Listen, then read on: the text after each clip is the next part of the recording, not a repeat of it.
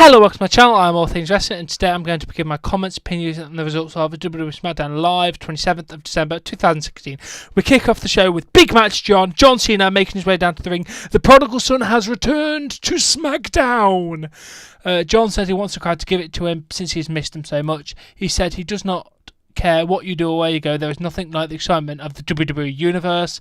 There are a few places that compete with the excitement of the All-State Arena. Cena wonders if the crowd is chanting Cena sucks when they're actually chanting for CM Punk. Nice joke there, Cena.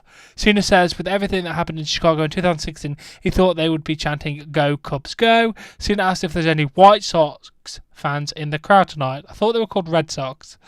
Am I really bad in my football knowledge of America? I think football, baseball, I don't know. Cena said that Chicago is the city of champions, and WWE recognises that. So you'll be getting championship matches. The tag team titles are on the line. The women's title is on the line. The WWE Championship is on the line. He said, who will be the WWE champion to close out 2016? Will it be Dolph Ziggler? Will it be Baron Corbin? Cena says you might not like Corbin, but he probably does not like you either. That does not mean he cannot walk out as champion. Will it be AJ Styles? He said that sounds like there are some of AJ Styles' fans in the house tonight. Cena says that you can add him to the list. Can the champ that runs the camp do it one more time? Cena says, you're wondering what I'm doing here.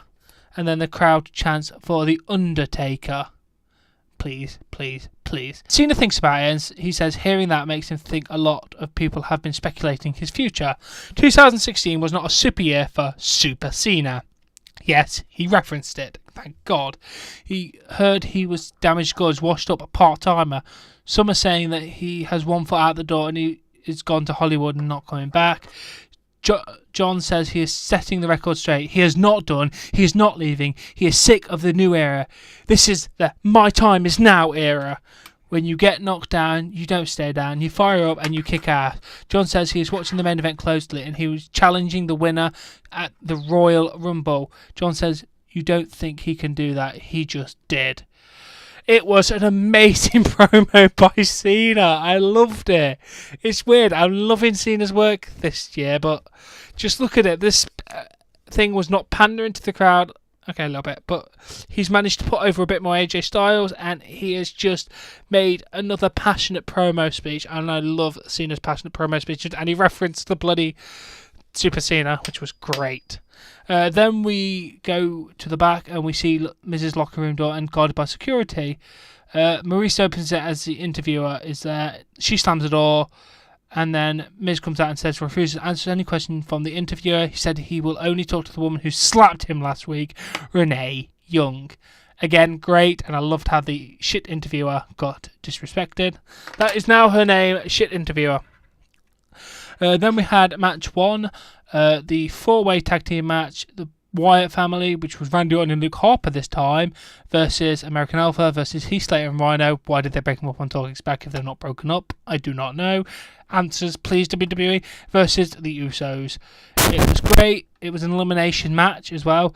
The first elimination happened. Slater slipped off the turnbuckle and Jimmy with a super kick, and he pinned Slater. They're out.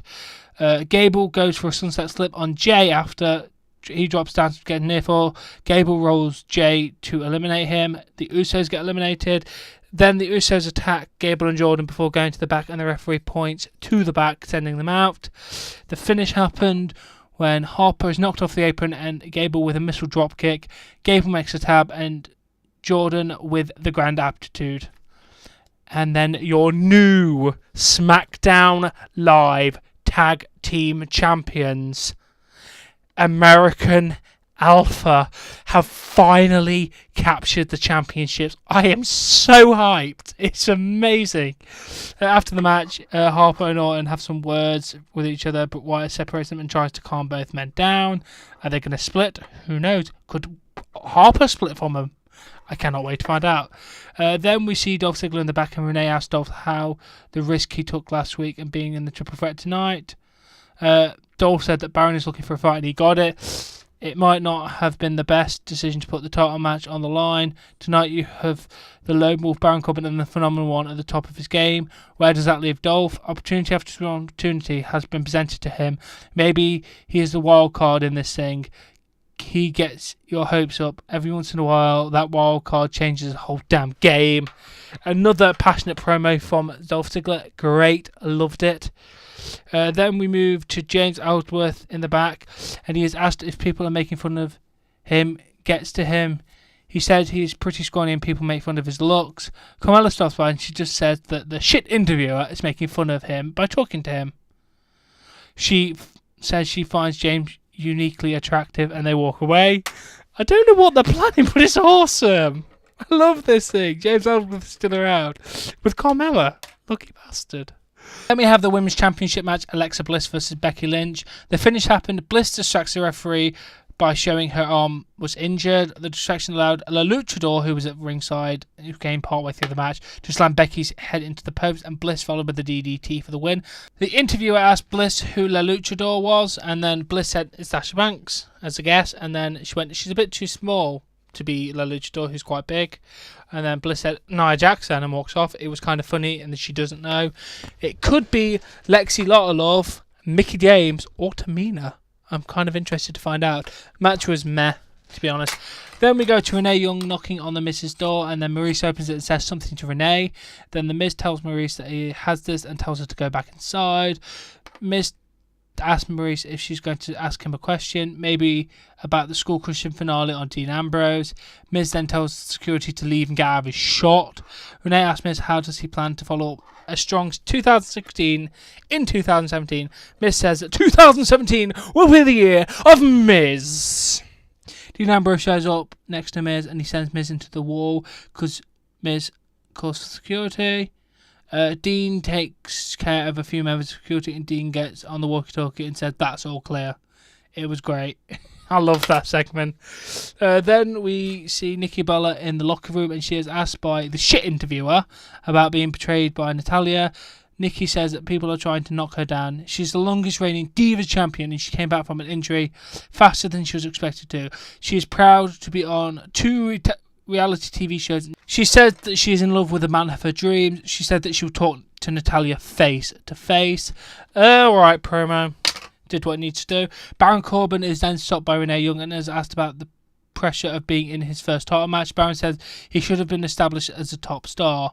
Dolph and AJ should be feeling the pressure as they feel the end of days. Great, and then we come back to find out that The Miz will be facing Dean Ambrose next week for the Intercontinental Championship, and that will be a good match.